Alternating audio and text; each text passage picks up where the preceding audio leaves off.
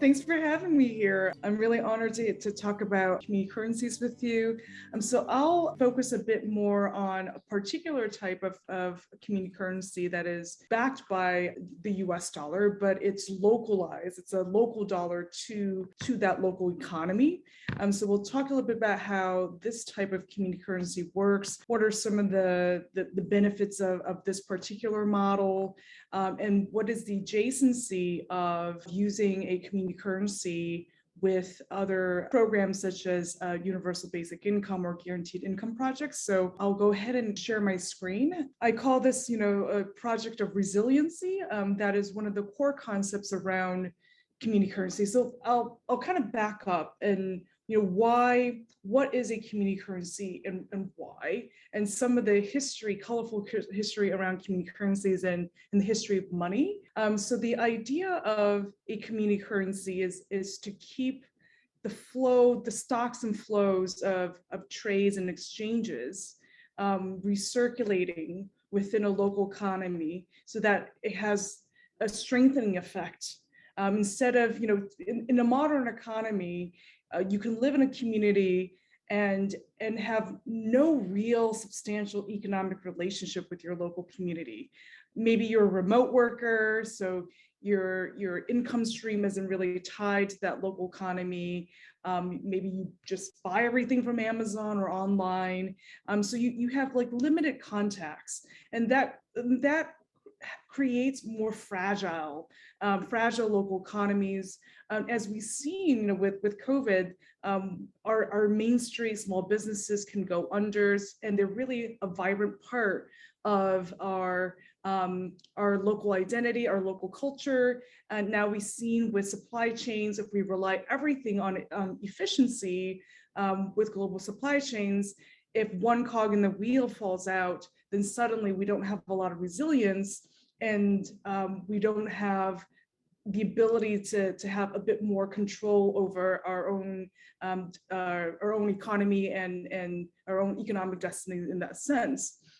And so if you look at the history of community currencies, they tend to prop up when there's a severe or catastrophic economic crisis. So for example, during the Great Depression, there was no money around, but people still needed to trade with each other. So they would create scrip as a way of exchanging goods and services among each other, so that there was still some flow of economic activity despite being in very, very severe depression scenarios.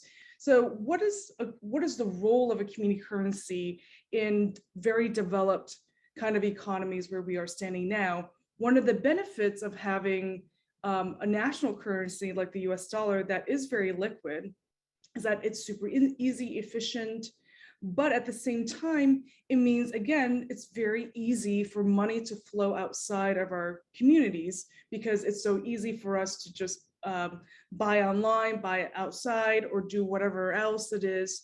And so the money it kind of escapes, right? It doesn't stay within these local grassroots communities and supporting small businesses from the ground up.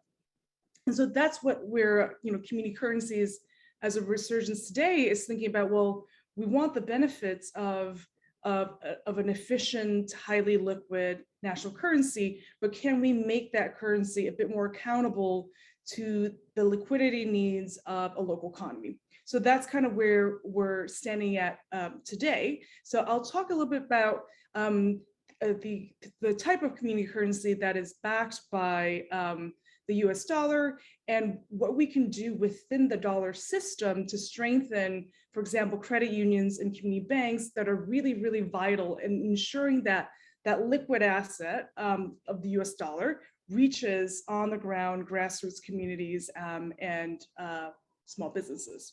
As we know, there are stresses in the economy today. Small businesses provide nearly 50% of jobs in the US, and yet only 10% of our spend is going to small businesses. So this is a factor of an overly efficient, highly globalized economy, and and now the need to push back towards relocalization. And as we can see, sometimes technology often displaces local economies instead of trying to make the barriers of entry lower.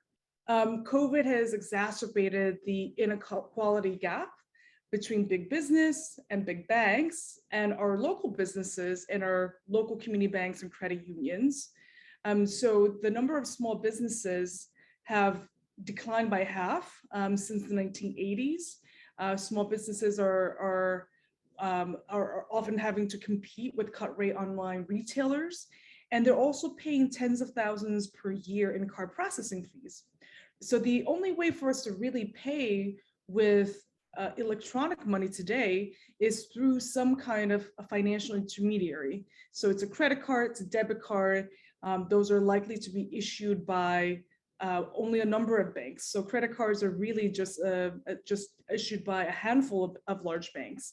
And we'll talk a little bit more about the structure of our financial system and how highly concentrated it is today. On the other side of that equation, which is related, community banks are really vital. But we've seen that half of our community banks have closed in the last 20 years, and the creation of new banks is very low. So there's increasing consolidation towards large banks and large fintech platforms like Venmo or PayPal. And these fintech platforms are backed by large banks, and they're not even regulated as banks where they would have to be under, the Community Reinvestment Act, required to ensure financial inclusion and servicing of their local economy. So what we want to do with a dollar-backed community currency is to ensure that more of our money stays within local banks and the local economy. So in the model of a convertible currency, it would be one federal dollar backing the issuance of one local dollar. And the federal dollars would be deposited with community banks in that local economy. What the community banks can then do with those federal dollar deposits is use that as loan capital to the local small businesses and local people that are looking for financing and capital, right? So they're able to leverage the reserves, the federal dollar reserves, and at the same time, we can issue a local dollar as a claim against that, and then we circulate that local dollar as money, because money ultimately is a form of a claim. And so now you get here this local dollar, this community currency that we can recirculate amongst ourselves, amongst local businesses, and support local businesses. In a convertible currency, a local business that receives the local dollar, if they do need to redeem back to federal dollars, they can do so, and the community bank that holds the underlying dollar reserves would send the equivalent amount of dollars back to the business that is redeeming. So why put dollar reserves, US dollar reserves, with community banks? On average, a community bank, because of the very nature of their mandate, which is to service local businesses and local people, for every dollar of deposit that you keep with a community bank, 70 cents goes back into the local economy. So they're making loans to local farms, small businesses, local real estate or commercial development, people who are getting mortgages for the first time, right? Providing bank accounts to people who otherwise wouldn't be able to get bank accounts so easily. Their whole strength is that relationship banking. Now you compare that with big banks. So in the US, 18 trillion plus dollars are kept as deposit accounts, and over half of that is kept with only 4 banks, even though we have almost 10,000 community banks and credit unions combined in the States. So a lot of this money, not just a lot, by far the majority of this money is highly concentrated amongst a few of these large banks that don't have the same responsibility to local businesses and local people. So if you look at the numbers, they kind of speak for themselves. When you put a dollar deposit with Chase Bank, only 20 cents goes back to a local community. The worst is probably Citi, where only 11 cents goes back to a local community. So there's a real financial consequence for how deposits are distributed, and how those to whom, and how those institutions are redistributing that money to provide productive capital.